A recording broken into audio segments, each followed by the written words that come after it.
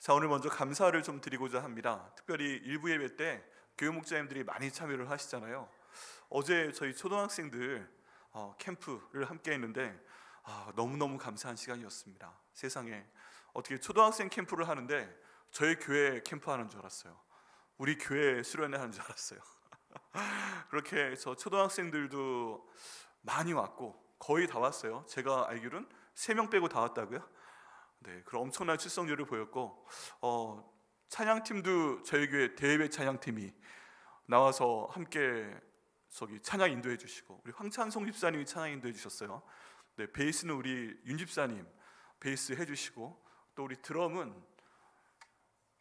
박진영 목사님 해주시고, 또 우리 장훈 집사님하고 최상 집사님 나오셔서 방송 시스템 조명까지 다 완벽하게 해주시고, 그리고 밥도 우리 송숙 집사님, 임철 집사님 나오셔서 애들이 그 고기를 얼마나 맛있게 먹었는지, 애들이요 그렇게 좋아하면서 살아가면서 방방 뛰고, 그런 거 정말 처음, 전에도 봤지만 특별히 저희 교회 상황에서 어제 수련회가 너무 풍성한 예배였습니다. 그래서 오히려 애들보다 도와주러 오신 어른들이 더 많은 그런 감사한 수련회가 돼서 그 가운데 구원받는 영혼들이 생기고, 우리에게 정말 좋다, 우리에게 너무 사랑한다, 그런 분위기가 돼서 너무너무 감사드립니다. 어제 우리 수고하신 그 목사님들, 우리 박진영 목사님, 김일환 목사님, 장일랑 전도사님, 또 우리 부장님, 교육 목자님들 너무 수고하셨는데요. 우리 자리 잠깐 일어나 주시고, 우리 너무 수고하셨습니다. 하나님께 영광입니다. 감사의 박수 드릴 수 있도록 하겠습니다. 네, 감사합니다. 우리 모든 교회 예배가 그 부서만 모여서 드리거나 부서만 모여서 수련회 하게 되면 좀 힘들 때가 있습니다. 우리가 이거 어떻게 하지? 어떻게 할 수 있지? 그런 생각이 드는데, 함께 모여서 함께 돕고 이렇게 하니까 정말 교회의 모습이 나오고요, 웃음소리가 끊이지 않고요.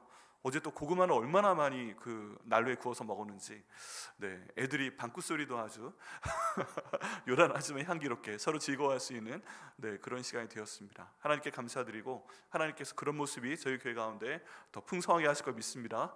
궁금하시면요, 1층 내려가 보시면 어제 쳐놨던 텐트도 그대로 있습니다. 우리 2월 말까지 유지하기로 했는데요, 하나님께서 기뻐하시는 그런 교회 학교 될 수 있도록, 그리고 교회 학교가 잘 성장해서 정말 하나님께서 기뻐하시는 우리 장년들이 될 수 있도록 여러분 기도해 주시고 계속 도와주시기를 부탁드리겠습니다. 또 리본트리의 헌금도 계속 저희가 기다리고 또 하나님 기도하고 있는 가운데 있으니까 여러분 헌신해 주시기를 부탁드리겠습니다. 자, 오늘 저희가 하나님 말씀 함께 나누고자 합니다. 우리 히브리서 12장 1절부터 2절까지의 말씀인데요, 보통 저희가 히브리서 11장을 굉장히 중요하게 생각을 합니다. 그냥 믿음의 증인들에 대한 내용이 많이 나오잖아요. 여기에 보면 믿음의 증인들에 대한 내용이 나옵니다. 사람들이 이렇게 그 하나님을 믿었습니다 하는 내용들이 나오게 됩니다. 여러분, 믿음의 증인들은 특징이 있습니다. 그게 뭐냐면 하나님 말씀을 알아요. 그런데 성경에서는 하나님 말씀을 읽고 아는 것으로는 믿음의 증인이라고 말하고 있지 않습니다. 성경에서 말하고 있는 믿음의 증인은 하나님과의 관계를 맺는 겁니다. 그리고 하나님의 말씀대로 사는 것입니다. 하나님이 바라보라고 하는 것을 바라보고, 하나님이 들으라고 하는 음성을 듣고, 하나님이 말하라고 하는 것을 말을 하고, 그리고 하나님께서 행동하라고 하는 것을 하는, 비록 그 하나님의 말씀대로 하게 되면 내가 손해를 볼지라도 그것을 감당하는 그런 사람들을 우리 히브리서 11장에서는 증인이라고 합니다. 그리고 히브리서 12장 1절과 2절에서는 그 증인들과 함께 무엇인가를 하자라는 얘기가 나오게 됩니다. 그래서 여러분 기억하셔야 됩니다. 믿음은요, 성경 말씀을 아는 것으로 끝나지 않습니다. 성경 말씀을 한번 읽고 아는 것은 많이 잡아서 한 50% 정도 돼요. 50%. 그리고 나머지 반은 그 말씀을 가지고 하나님과 관계하며, 예수님과 관계하며, 성령님과 관계하며 살아가는 것, 그 삶대로 살아가는 것, 예수님과 동행하는 것, 이것을 성경에서 정말 중요하게 여깁니다. 정말 중요하게 여깁니다. 그런 의미에서 우리가 10가지 질문을 한번 우리한테 던져보고, 나는 저 질문에 어느 정도까지 답할 수 있는가 하는 내용을 한번 보겠습니다. 우리 파워포인트 보여주시고요. 자, 우리 관계에 대한 질문입니다. 관계에 대한 질문. 우리가 하나님 말씀을 알고 있다면 내가 정말 이렇게 살고 있는가 하는 것에 대한 내용입니다. 한 장 한 장 10가지 질문이니까 5개 5장의 파워포인트와 10개의 질문을 볼 텐데요. 여러분 나중에 생각한다 하지 마시고 약간 천천히 갈 테니까 진지하게 한번 기도하시면서 본인한테 물어보셔야 됩니다. 성령 하나님 어떠십니까? 저는 저 열매를 맺고 있습니까? 제 상태는 어느 정도 와 있습니까? 하는 걸 한번 질문해 보시기 바랍니다. 예수님을 믿는다면 당연히 열매 맺어야 할 10가지 내용입니다. 네. 우리 천천히 1번 한번 같이 읽어보시겠어요? 시작. 십자가로 인해 죄를 용서받았다는 확신이 있습니까? 네. 정말 그 모든 교회에서 가장 많이 강조하는 내용입니다. 예수님께서 나를 위해서 십자가에 돌아가셨는데 그 예수님 십자가 돌아가신 것이 다른 사람 위해서 돌아가셨죠. 그런데 정말 나를 위해서, 내 죄를 위해 돌아가셔서 내가 그 예수님 때문에 죄사함을 받았습니다. 용서함을 받았습니까? 여러분 이것을 믿으십니까? 아멘이세요? 네. 만약에 예수님 믿는다면 저게 당연해야 됩니다. 당연해야 됩니다. 그런가? 갸우뚱하면 안 되시는 거예요. 네.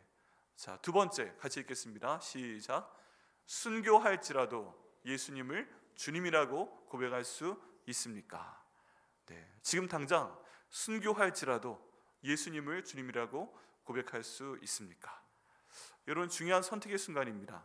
그 선택 잘 못하시는 분 계시죠? 음식점 가서도 메뉴 선택하는 거, 옷 사러 가서도 뭐 옷 선택하는 거 굉장히 고민을 많이 하실 텐데 이제 살 수 있는 것과 죽을 수밖에 없는 그런 상황이 내 앞에 놓여져 있고 선택할 수 있다면 여러분 근데 그 이유가 그 선택의 조건이 예수님을 주님이라고 믿는 것이라면 여러분 어떤 선택을 하실 수 있을 것 같아요? 실제로 그런 일들이 우리나라에 있었습니다. 6.25 때 있었고 또 김윤국이라는 그 작가가 계시는데 그분이 순교자라는 저희 성도를 사이 유명한 책을 썼습니다. 아주 오래전 책인데 그런데 그 책을 보게 되면 그 순교자라는 제목처럼 순교에 대한 이야기가 나옵니다. 순교에 대한 이야기가 나와요.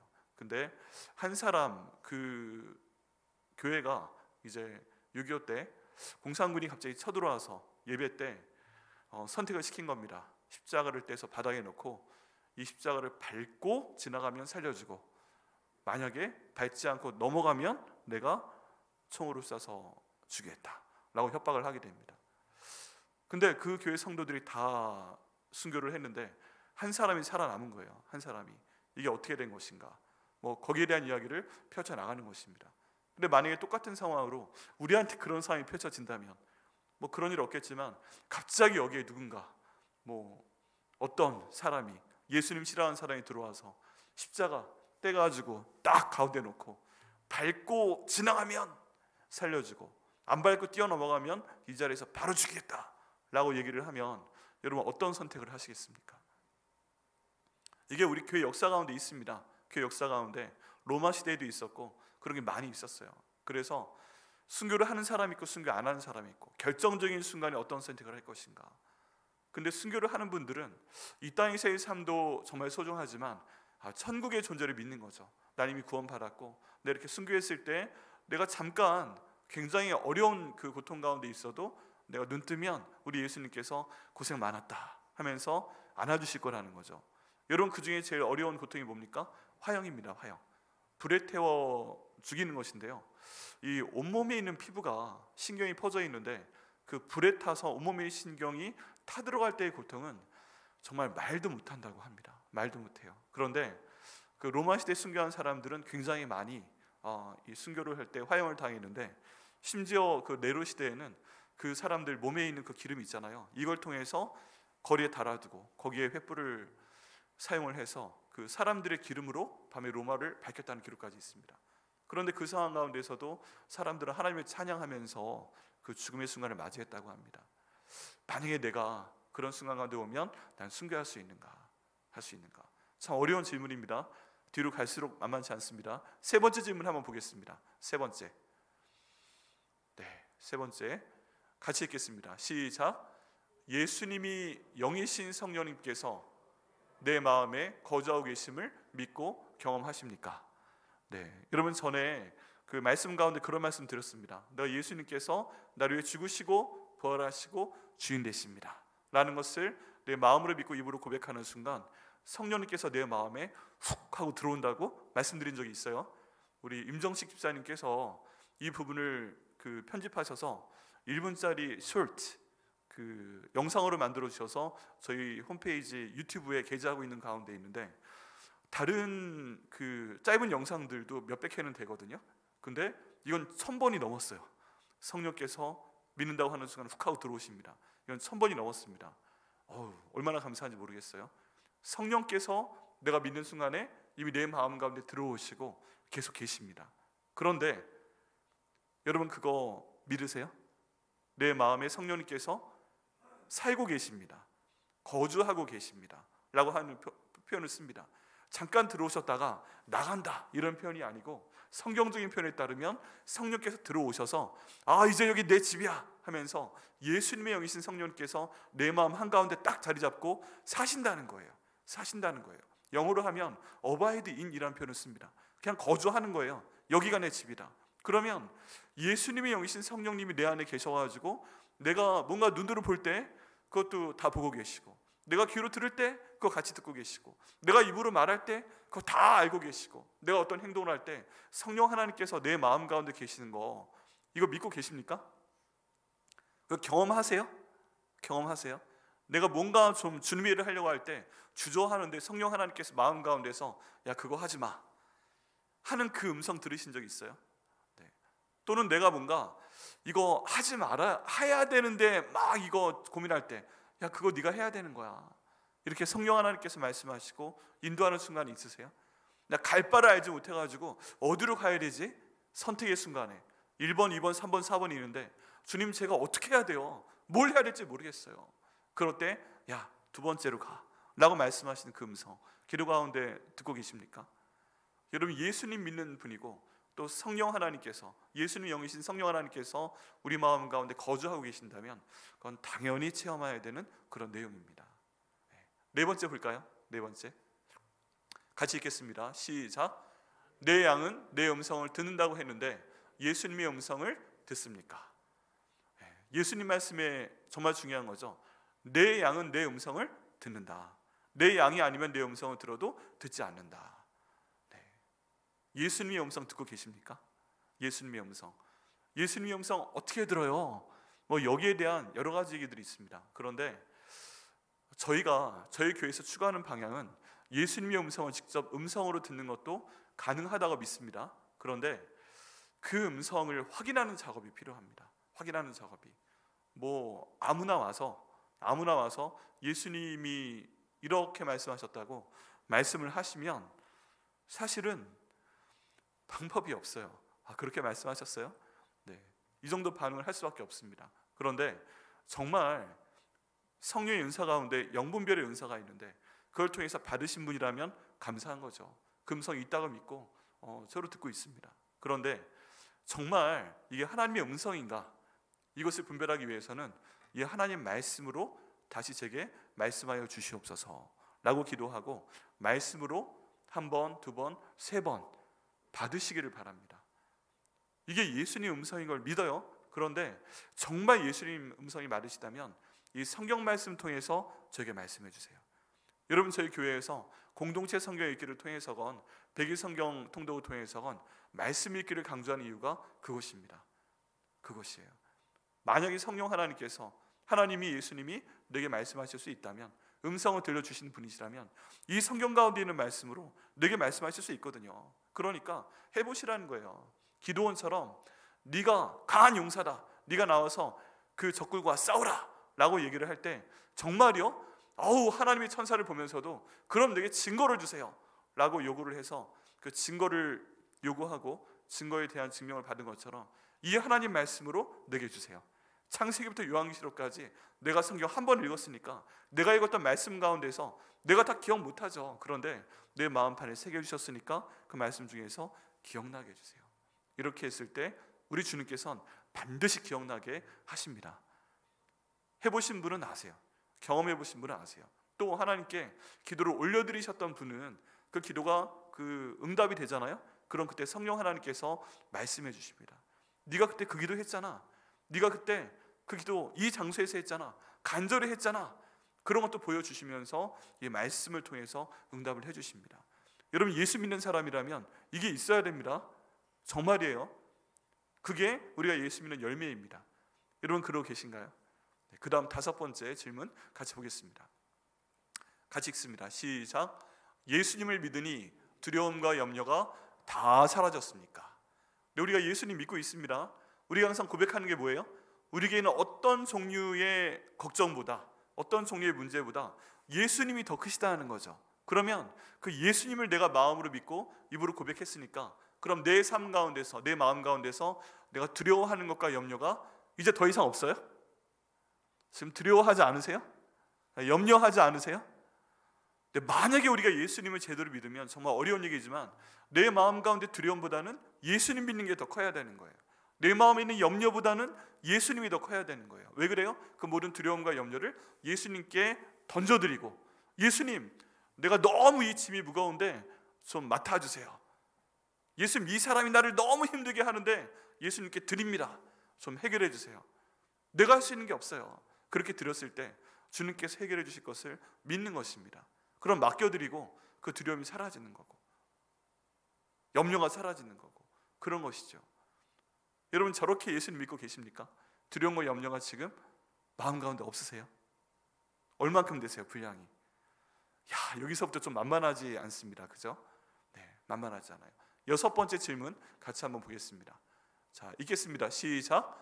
예수님이 목자가 되셨으니 이제 부족함이 없습니까? 네, 저게 다른 표현으로 하면 예수님 한 분만으로 만족합니다. 그런 아주 쉽지 않은 표현입니다.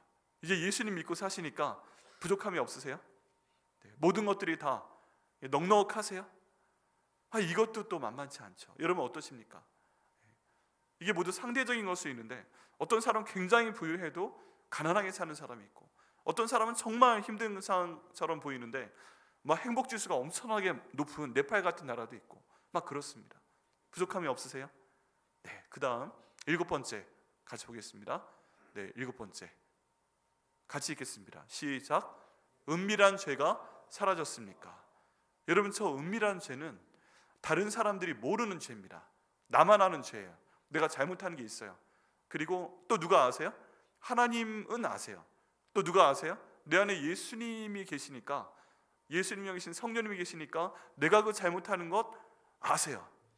내가 보지 말아야 될 것을 보는 것 성령님이 같이 보고 계세요. 나름대로 숨겨서 은밀한 죄. 여러분, 11계명이 뭐라고 했죠? 10계명은 아시잖아요. 11계명 뭐라고 말씀드렸죠? 들키지 말아라. 할렐루야. 이걸 다 기억하시네요. 9계명은 아세요? 기억이 안 나시나요? 9계명은 잘 기억이 안 나는데 11계명은 나시죠? 들키지 마라. 잘못하고 들키지 마라. 잘못하고 들키지 않기 위해서 정말 은밀하게 그 잘못을 저질렀는데, 누구나 아신다? 내 안에 거주하시는 성령님은 아시는 거죠. 그래서 죄를 못 짓는 겁니다. 죄를 못 지어요. 여러분, 예수님 믿는 사람이 죄를 짓는 게 쉬울까요? 죄를 짓지 않는 게 쉬울까요? 예수님 믿는 사람이 죄를 짓는 게 쉬워요? 죄를 짓지 않는 게 쉬워요? 성경에 뭐라고 되어 있어요? 예수님 믿는 사람은 죄를 지으려고 해도 지을 수가 없어요. 내가 눈으로 보는 죄를 짓고 싶어도 예수님이 정말 내 안에 계셔? 그럼 내가 못 보겠다. 예수님 내가 정말 믿으면 누가 아주 안 좋은 얘기 할 때 내가 저 소리 못 듣겠다. 예수님이 내 안에 계시면 내가 그 좀 안 좋은 말 그거 하고 싶은데 못하겠다. 내가 그 나쁜 행동 하고 싶은데 내 못하겠다. 성령님이 이 안에 계신데 내가 어떻게 해? 특별히 남자들만 모아두면요, 아주 솔직히 해서 남자들이 가끔 핸드폰을 통해서건 컴퓨터를 통해서건 그 아름다운 영상을 예쁜 영상을 보려고 하는 경우 있잖아요. 이성에 대한. 그런데 거기에 대해서 모든 사람들이 고민을 합니다. 자유로운 사람이 거의 없어요. 그런데 이것을 지금 성령님과 함께 본다, 이런 생각은 잘 못합니다. 본 적이 없으니까. 그런데 이런 얘기하면 다 기겁을 합니다. 내 어린 딸과 함께 그거 본다고 생각을 해보세요. 우리 아빠들이, 딸이 없다면 모르겠지만 딸이 있는 분들은 그 영상을, 절대 봐서는 안 되는 그 영상을, 굉장히 유혹적인 그 영상을 내 어린 딸과 함께 본다. 보실 수 있어요? 전 못 봐요. 안 될 것 같아요. 그런데 성령님께서 내 안에 계시는데 그걸 본다. 그 행동을 한다. 내가 누군가를 욕하는 거에 대해서 성령님께서 내 안에 계시는 게 잘 안 느껴져서 할 수 있는데, 만약에 내 딸이나 내 아들이, 내가 너무 사랑하는 사람이 그 말을 하는 것을 내 옆에서 같이 듣고 있다, 그러면요, 전 못할 것 같아요. 못해요. 근데 그런 은밀한 죄가 예수님 믿게 된다면 우리 삶 가운데서 사라져야 됩니다. 왜요? 예수님이 함께 계시니까. 그래서 은밀한 죄가 또 하나님께서 우리를 판단하시는 기준이 됩니다. 자, 그 다음 질문으로 넘어갑니다. 네. 8번째, 같이 읽겠습니다. 시작. 오늘 죽어도 천국에 갈 준비가 되었습니까? 여러분, 오늘 당장 죽어도 천국 가실 수 있으세요? 이것도 아멘 하실 수 있어야 됩니다. 9번째 질문 같이 읽겠습니다. 네, 시작. 원수도 사랑하게 되었습니까? 네, 성경에서 말하는 가장 중요한 내용 중에 하나는 뭐예요? 원수를 사랑하라예요. 원수를 사랑하라. 내가 사랑할 수 있는 사람, 왜 사랑하면 네가 이방인보다 더 하는 게 뭐야? 예수 안 믿는 사람보다 더 잘하는 게 뭐야? 예수님을 믿는 증거 중에 하나가 내 마음에 들지 않는 사람, 심지어 나에게 원수가 되는 사람, 심지어 우리 손양원 목사님 경우를 보면 이제 정말 귀한 두 아들, 이제 미국 유학 가서 목사하겠다고 하는 그 두 아들이 공산군이 내려와서 죽였어요. 그런데 그 사람을 자기 아들로 삼습니다. 손양원 목사님 굉장히 위대한 얘기가 많이 있어요. 근데 그 중에 기억에 남는 건 뭐예요? 내 아들 둘을 죽인 바로 그 사람을 아들로 삼았다라는 것이잖아요. 근데 이게 성경에 나와 있는 얘기입니다. 성경에 나와 있는 얘기예요. 원수를 내가 사랑할 수 있는가? 원수에 대해서 내가 비난하지 않을 수 있는가? 원수에 대해서 품고 갈 수 있는가? 부담스러워집니다. 그죠? 그런데 예수님 믿는 사람이면 그거 할 수 있어야 된다.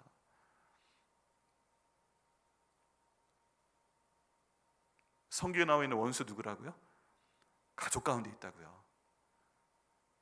그 집안에 있는 원수 여러분 사랑하십니까? 용서하십니까? 그 죄를 위해서 대신해서 회개기도 하십니까? 제가 가끔 말씀드리죠. 어떤 사람이 나한테 잘못했을 때 그 사람이 나에 대해 한 그 말과 그 행동에 대해서 직접 가서 싸우고, 네가 왜 그런 말을 했어? 네가 왜 그런 행동을 했어? 네가 왜 속였어? 네가 왜 나를 모함하고 다니고 있어? 그걸 그 사람에 대해서 직접 얘기하면 싸움이 더 커지니까, 원수가 품은 누구한테 있다고요? 주님께 있으니까 그분께 다 맡겨드리면서, 우리는 예수 믿는 사람이니까 이제 어떤 기도 해야 된다고요? 느헤미야 1장의 근거에서 그 사람이 한 모든 말에 대해서 대신 회개기도 하는 것. 여러분, 이거요, 정말 미워하면 이 기도 안 나옵니다. 정말 열받으면 대신 회개기도 하는 거 안 나옵니다. 다 경험하지 않으셨어요? 그런데 정말 예수님을 믿게 되고 성령 하나님께서 인도하신 대로 따라가게 되면 죽을 힘을 다해서 그 기도하게 됩니다. 그 사람이 한 말에 대해서 제가 대신 회개기도 합니다. 그 사람이 한 행동에 대해서 대신 회개기도 합니다. 그 사람이 나에 대해 끼친 그 피해에 대해서 내가 대신 회개기도 합니다. 그 사람에 대해서 내가 직접 전화해서 만나서 따지지 않고 주님께 맡기겠지만, 그 회개기도 내가 할 수 없었는데 예수님 마음에 순종하면서 성경 말씀에 근거해서 제가 합니다. 주님께서 해주세요. 여러분, 그렇게 할 수 있어야 돼요. 예수님 믿는 사람이라면. 자, 그 다음 10번째, 마지막입니다. 같이 읽어보시죠. 시작. 예수님 믿기 이전에 내가 살던 방식인 옛사람이 죽었습니까? 미국 사람들은 잘 모르겠어요. 근데 한국 사람들을 보면 특별히 이민 상황에서 옛날 말씀을 그렇게 많이 하세요. 내 옛날에 잘 나갔어, 그 많이 하시고, 그리고 한국의 분들도 옛날에 잘 나갔어 많이 하시고, 또 옛날 성질 같으면 너는 지금 아작났어, 그런 얘기 많이 하거든요. 이걸 무용담처럼 말씀하시는데 그 이유는 뭐예요? 나 무서운 사람이니까 건드리지 마라 라고 얘기하는 거죠. 근데 지금은 아닌 거죠. 그런데 그 옛사람이 가끔 우리의 자랑이 되는 때가 있습니다. 근데 예수님 믿게 되면, 예수님과 함께 죽고 예수님과 함께 살아났다면 우리는 어떤 사람이 돼야 돼요? 옛사람은 버려야 되고 예수님 믿는 새 사람의 모습만 내 안에 있어야죠. 저분을 보니까 예수님 보는 것 같습니다. 이런 느낌이 들고 이런 거 서로 나눌 수 있어야죠. 우리 서로 성도를 보면서 예수님을 뵙는 것 같습니다, 이런 얘기 하는 게 말하는 나도 부담스럽고 듣는 나는 더 미치겠고, 그럼 너무 힘든 거죠. 그런데 저 10가지 질문이 예수님 믿는 사람이라면 반드시 맺어야 된 열매라는 것입니다. 열매. 여러분, 정말 너무 힘든 질문이고 답변 개인적으로 해보셨겠지만 절반 대답하기 힘들지 않으세요? 절반 정도 아멘, 저 열매가 내 삶 가운데 있습니다 하기 정말 힘들잖아요. 근데 정말 간절히 기도하기에는 우리 백향목교회 성도 한 분 한 분이, 우리 모두의 가족이, 우리 모든 백향목교회가 저 10가지 질문에 아멘 하고 자랑스럽게 조금 더 주장 없이 우리 주님 앞에 답변할 수 있는 그날을 우리 가운데 속히 주시기를 예수님의 이름으로 축원합니다. 그렇게 돼야 됩니다. 여러분, 근데 정말 놀라운 건 뭐냐 하면, 성경 가운데 예수님과 함께 있었던 사람이라도, 예를 들어 가룟유다 같은 사람이라도 예수님을 가장 가까이에서 3년 반 동안 함께 지켜보고 동행했던 사람도 예수님이 누구인 거 아는데 자기 마음에 들지 않고 자기가 따라갈 수 없다고 해서 예수님 팔아버린 사람도 있습니다. 아는 것과 예수님과의 관계를 되게 순종하는 건 완전 다른 얘기라는 거예요.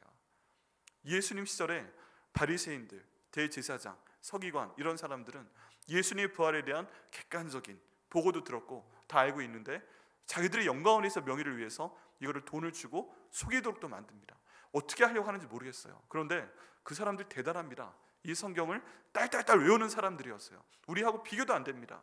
이스라엘 사람들은요, 성년식의 조건 중에 하나가 창세기, 출애굽기, 민수기, 신명기, 여호수아, 이거를 다 딸딸딸 외워야만 이제 어린이 됐다고 인정받을 수가 있어요. 그리고 그 교육시키는 사람들이 우리가 알고 있는 예수님 십자가에 못 박은 사람들이었습니다. 말씀을 아는 것과 이 말씀대로 살아내는 것은 너무 다릅니다. 오늘날도 마찬가지예요. 어떻게 하면 우리가 말씀을 아는 것까지는 기본이고 이것부터 돼야 됩니다. 근데 그 다음에 이 말씀대로 내가 살아낼 수 있을 것인가? 우리 예수님께서 살아계시고 살아계신 예수님의 영인 성령님이 내 안에 들어와 계시다고 하면 나는 그분과 함께 동행하면서 관계 맺으면서 보고 듣고 말하고 생활하면서 열매를 맺고 그 열매를 맺어야 나중에 천국 가서 상도 받는 거잖아요. 그런데 관계가 안 되는 것입니다. 너무 힘든 거예요. 주일날 예배드리고 때론 교회 안에서도 밖에 나가서도 갈등을 일으키는 그런 요지가 될 수 있다는 것입니다. 그럼 우리는 어떻게 해야 되겠는가? 더 나은 내가 되기 위해서, 오늘 말씀의 제목처럼 더 나은 내가 되기 위해서 우리는 어떻게 해야 되겠는가? 우리 오늘 본문인 히브리서 12장 1절과 2절 말씀을 가지고 좀 살펴보겠습니다. 우리 내용 보여주시죠. 여러분, 히브리서 12장 1절과 2절 말씀이 한 문장입니다. 한 문장. 우리 한글로 봐도 되게 길잖아요. 되게 긴데 딱 보면 핵심 주제는 바로 딱 저 문장입니다. 네, 보여주시고요. 네, 같이 한번 읽어보시겠습니다. 시작. 우리는 경주를 함께 하자 하는 것입니다. 되게 긴데 여기 가운데 핵심이 되는 표현이 있습니다.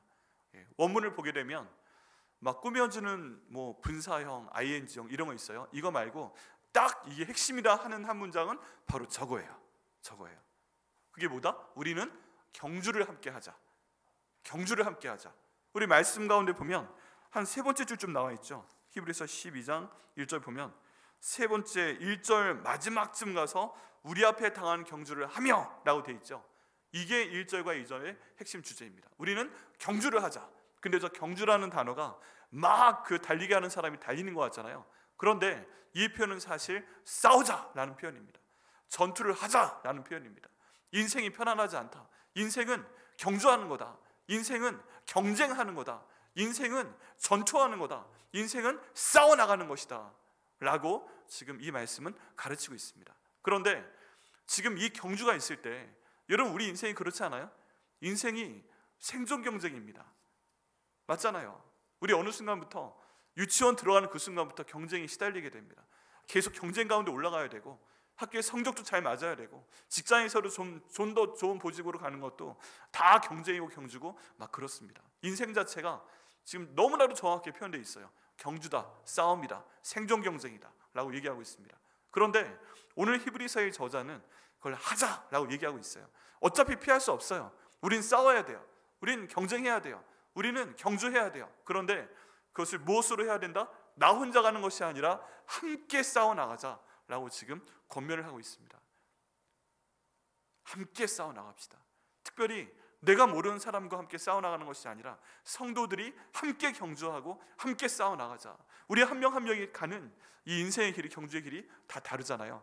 개별적인 상황이 다릅니다. 개별적인 영적인 상황 다르고, 개별적으로 신앙에 대한 상황 다르고, 개별적인 경제적인 상황 다르고, 직업이 다 다르고, 애리 상황 다 다른 가운데 있는데 내가 이거 싸워나가야 됩니다. 성경에서 인정을 합니다. 여러분, 우리 사는 게 만만하지 않습니다. 전쟁이에요. 전쟁. 경주예요. 경쟁이에요. 근데 나 혼자 할 수 없다? 그러면 우리가 누구와 함께 가야 되겠는가? 예수님과 함께 가기도 해야 되지만 성도와 함께 가야 된다라고 지금 권면하고 있는 것입니다. 우리 옆에 있는 분하고 한번 인사 나눠주시겠어요? 우리 함께 싸워나갑시다. 네, 우리 함께 경주합시다. 나 혼자 못해요. 솔직히 말해서 나 혼자 못해요. 나 혼자 못해요. 그런데 여기에 대해서 구체적인 방안으로 세 가지가 오늘 본문 말씀 가운데 나옵니다. 네, 그 첫 번째 보여주시면요, 첫 번째 같이 읽겠습니다. 시작. 우리는 구름같이 둘러싼 허다한 증인들을 본받으며 경주하자, 전투하자라고 말씀하고 있습니다. 여러분, 오늘 본문의 그 첫 번째 방법, 그건 뭐냐 하면은 우리는 경주해야 되는데, 전투해야 되는데 함께 가야 됩니다. 그런데 첫 번째 우리가 함께 가면서 싸워야 될 대상은 이 성경에 나와 있는 믿음의 증인들이에요. 내 주변에 있는 믿음의 증인들이에요. 성경에 히브리서 11장 말씀에 믿음의 증인들이 나와 있습니다. 근데 여기에 보면 다 하나님을 아는 것으로 끝나는 게 아닙니다. 하나님을 아는 것으로 끝나는 게 아니라 아브라함은 갈 바를 알지 못하는데 하나님이 가! 그러니까 믿음으로 갔다는 얘기 나오잖아요. 하나님과 관계가 있으니까 순종을 하는 겁니다. 노아는 말도 안 되게, 야, 지금 모든 세상이 너무너무 악해, 죄가 세상에 관영했어. 그건 무슨 얘기냐 하면, 우리가 숨을 들이쉬기 위해서 하고 들이쉬잖아요. 그럼 여기 산소가 들어와야 됩니다. 그런데 거기에 죄가 같이 붙어 있다는 내용이에요. 숨을 쉬는데 죄를 같이 호흡하고 죄를 내가 같이 내뱉는 거예요. 그런 상황 가운데서 야, 도저히 안 되겠으니까 내가 이 세상을 물로 다 심판할 거야. 그러니까 네가 방주를 하나 만들어라.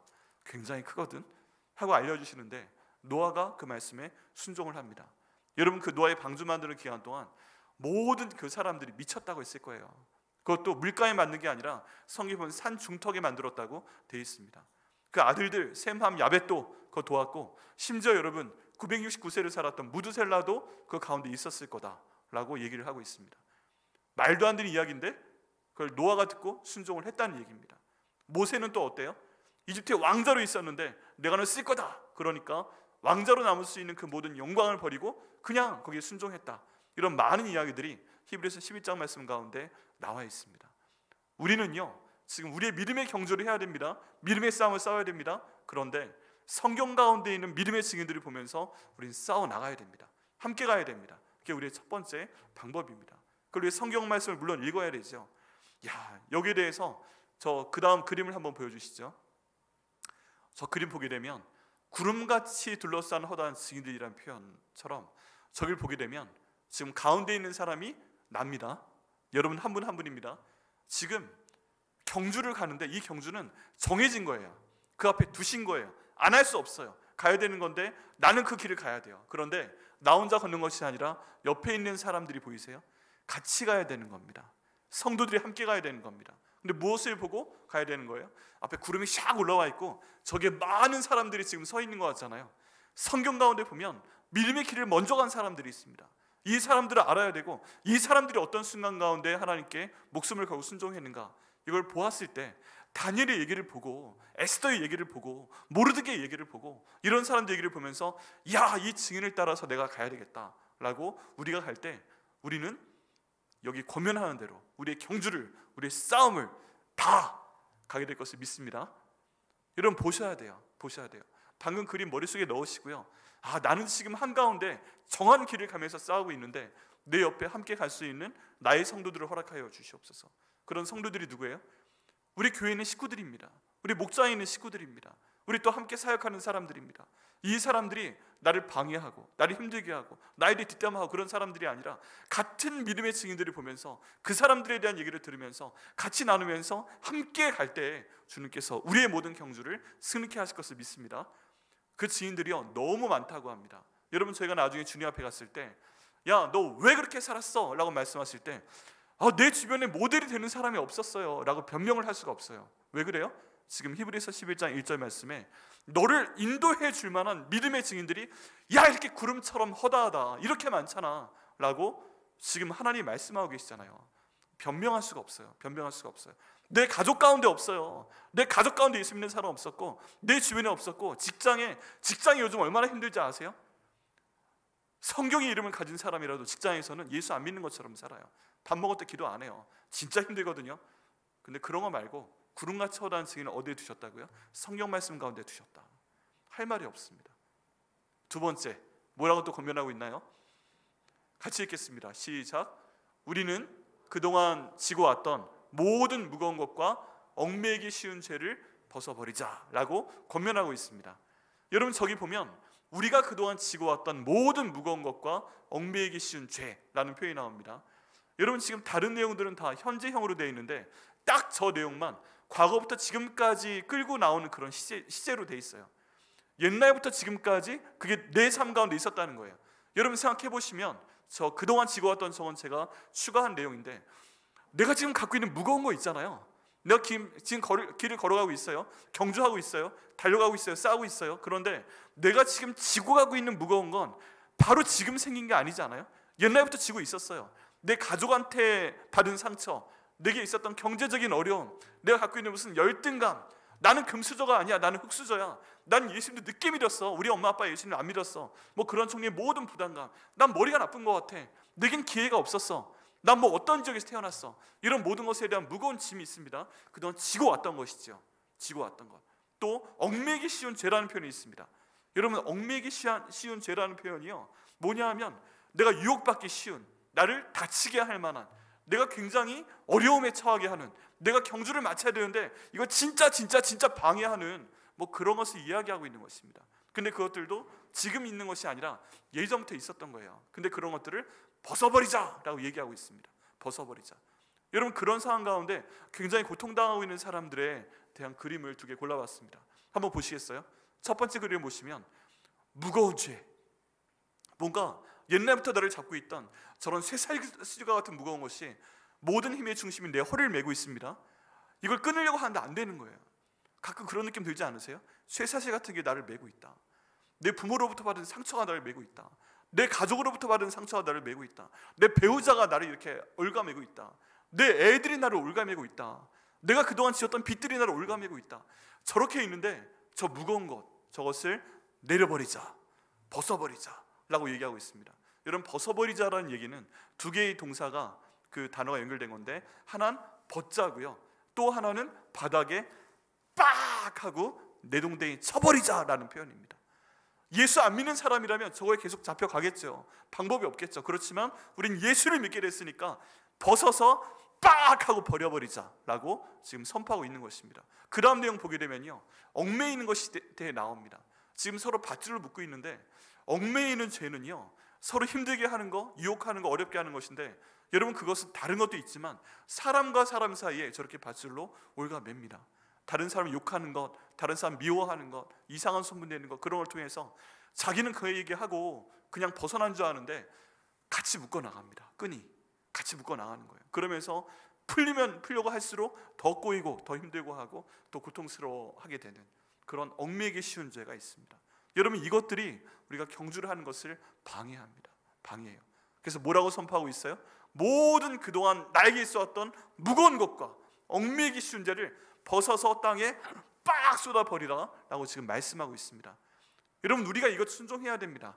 그리고 이건 기도해야 됩니다. 같이 한번 기도해 보시겠어요? 하나님 아버지, 그동안 저를 괴롭혀 왔던 모든 무거운 것과 얽매이기 쉬운 죄를 벗어서 땅바닥에 내려치게 하여 주시옵소서. 우리 주님께서 하실 걸 믿습니다. 이제 그래야 우리가 경주 가운데 갈 수가 있습니다. 목사님, 그거 어려운 거예요. 알고 있어요. 우린 못해요. 근데 예수님이면 할 수 있습니다. 세 번째 내용 뭘까요? 세 번째 내용 같이 보겠습니다. 같이 읽습니다. 시작. 우리는 믿음의 주요 온전하게 하시는 분인 예수님을 바라보자 라고 되어 있습니다. 이게 마지막으로 나오는 얘기인데 이 예수님이 어떤 분이세요? 그 다음 설명이 있습니다. 12장 2절 말씀에 첫 번째 같이 읽죠. 시작. 십자가를 참으셨고 부끄러워하지 않으신 분, 그 앞에 있는 기쁨을 위해서. 두 번째, 하나님 보좌 우편에 앉아 계신 분이라고 2절에 설명하고 있습니다. 그리고 그분을 따라가는 우리의 모습이 저 그림으로 표현이 됩니다. 자, 예수님께서 앞서가시고요, 뒤에 제자들이 따라가는 모습을 찾아보았습니다. 그러면요, 우리가 이 경주, 이 싸움에, 이 경쟁에, 생존 경쟁 가운데 승리하며 완주하기 위해서 우리가 해야 될 마지막 방법은 무엇이다? 바로 예수님을 바라보면서, 예수님 주목하면서 그분을 따라가는 것이 바로 우리가 승리하는 방법이라고 오늘 본문이 말씀하고 있습니다. 여러분, 그때요, 저희는 저희 힘으로 혼자 갈 수 없어요. 우리는 항상 멋있어지고 싶어 하잖아요. 나 혼자 이 길 갈 수 있어. 내 앞에 아무도 없어도 돼. 나를 따라, 내가 모델이 될 거야. 그런데 그건 우리 희망사항이고 그렇지 않습니다. 우리는 예수님이 앞서가시는 걸 따라가야 되고, 나 혼자 갈 수 없으니까 12명의 제자들과 함께 따라가야 됩니다. 만약에 혼자 가능한 것이었으면 예수님께서 12명의 제자를 선택을 했어도 한 명 한 명 선택해서 넌 여기 있어, 혼자 가서 1:1 교육시켜주고, 넌 여기 있어, 또 그 다음에 1:1 교육시켜주고, 뭐 이런 식으로 1:1 과외를 시켰을 수 있어요. 그런데 하나님의 나라는 함께 하나님의 사람들이 가야 되는 그런 모임이기 때문에 우리 예수님께서는 제자들도 모아서 같이 가르치신 걸 볼 수가 있습니다. 모아서 함께 기도하게 하시고, 모아서 함께 말씀 가르치시고, 모아서 함께 전도하러 나가게 하시고, 모아서 함께 선교하러 나가게 하시고, 모아서 함께 병 고치게 하시고, 이러면서 그 경주를 완주할 수 있도록 우리 예수님께서 가르쳐 주셨습니다. 여러분, 그렇다면 우리는 어떻게 해야 될까요? 우리도 이 예수님 말씀하신 것처럼 똑같이 나가야 됩니다. 어차피 우리 가고 있는 길이잖아요. 그럼 나 혼자 갈 수 없다. 예수님 바라보며 가겠습니다. 내가 예수님 바라보며 가겠습니다. 내가 예수님과 동행하며 가겠습니다. 예수님과 관계를 가지고 가겠습니다. 아는 것까지만 땡! 나머지는 내 마음대로 사는 것이 아니라 예수님과 관계하며 보고 듣고 말하고, 나 혼자가 아니라 다른 함께 가는 성도들과 함께 가겠습니다. 나 혼자는 성경 절대 혼자 읽을 수 없는데 같이 읽겠습니다. 백일 성경 통독 같이 해보겠습니다. 나 혼자 절대 할 수 없는데 제자 훈련 같이 한번 해보겠습니다. 나 혼자는 제자가 될 수 없지만 예수님 앞에 가시고 함께 갈 수 있는 제자들과 함께 예수님의 제자가 한번 돼보겠습니다. 그래서 결국에 처음 우리 주제처럼 이 경주, 이 생존 경쟁, 이 전투 함께 가서 승리해서 완주할 수 있도록 하겠습니다 라고 나갈 때 우리 주님께서 반드시 승리하게 하실 줄 믿습니다. 여러분, 그걸 위해서 저희 교회가 함께 나가야 됩니다. 우리는 한 명 한 명 떨어져 있는 것 같지만 예수님께서 백향목교회야 라고 부르시면 네 하고 대답한다고 말씀하셨죠. 말씀드렸죠. 백향목교회라 부르시면 네 하고 대답해야 되는 것이 바로 우리입니다. 그러면 지금 저희 교회는요, 다른 거 바라보지 않아요. 제가 뭐 다른 거 요구하던가요? 다른 거 말고 함께 성경 읽자는 거예요.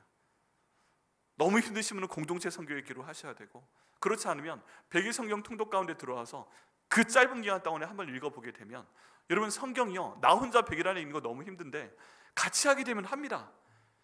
서로 격려를 합니다.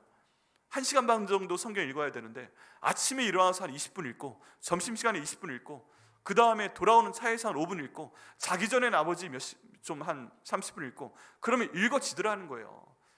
회사에 아침 7시에 출근해서 밤 9시에 풀타임으로 일하시는 분들도 결국엔 다 해내시더라니까요. 그러면서 그 말씀이 그 안에 들어오면서 하나님 말씀이 내 안에 있으니까 일단 아는 거예요. 근데 이건 기본이에요. 하나님 말씀이 이렇구나, 기본으로 알게 돼요. 너무 고마운 건 뭐냐면 우리는 같이 읽을 수 있는 사람들이 있다는 거예요. 여러분, 저희 교회 분들은요, 반드시 같이 읽으셔야 됩니다.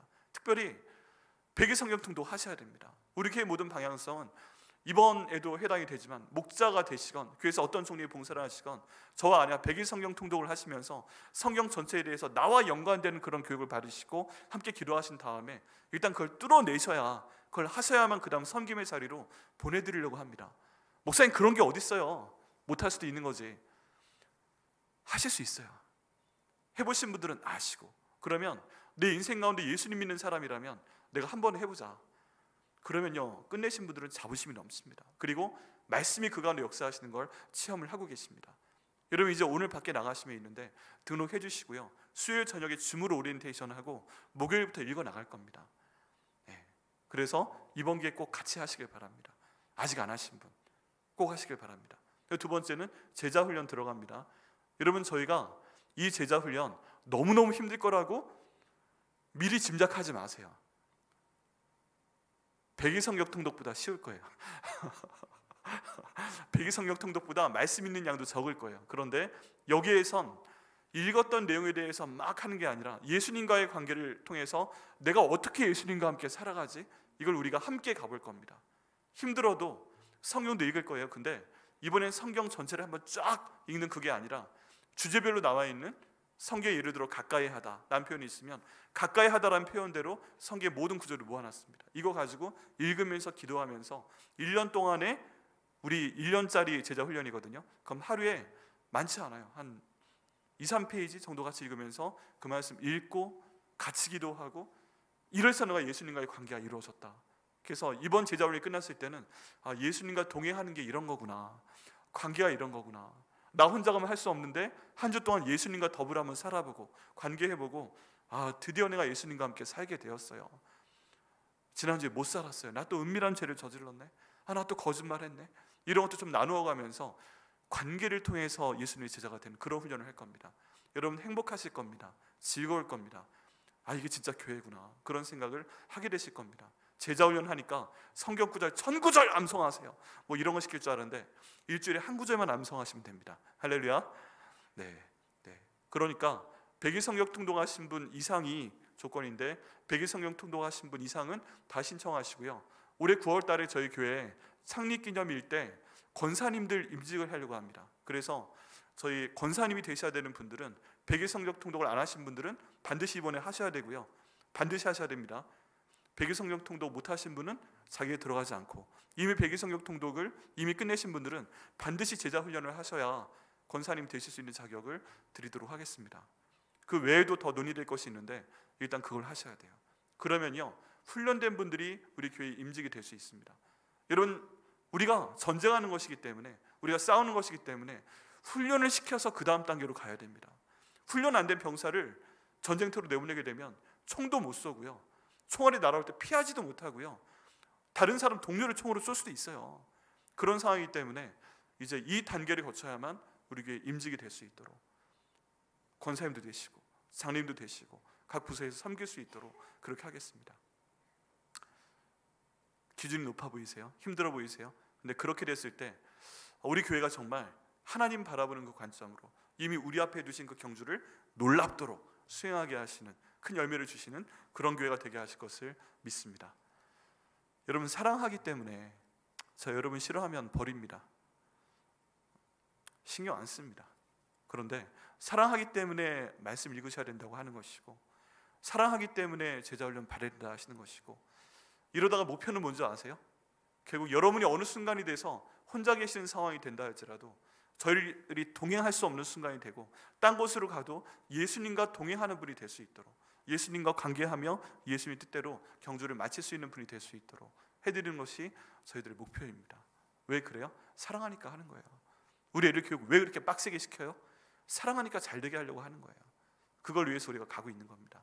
부담 드리려고 하는 게 아니니까 여러분 제자훈련 꼭 신청해 주시고 꼭 하셔야 됩니다. 특별히 권사님들 대상자가 될 수 있는 40세 이상의 여자분들, 성경통독 끝내신 분들 다 하셔야 됩니다. 아멘이시죠? 네, 그를 통해서 우리의 핵심 주제, 하나님 이 경주 가운데 승리케 하여 주옵소서 기도하고 응답받으시는 저 여러분 되시기를 예수님의 이름으로 축원합니다.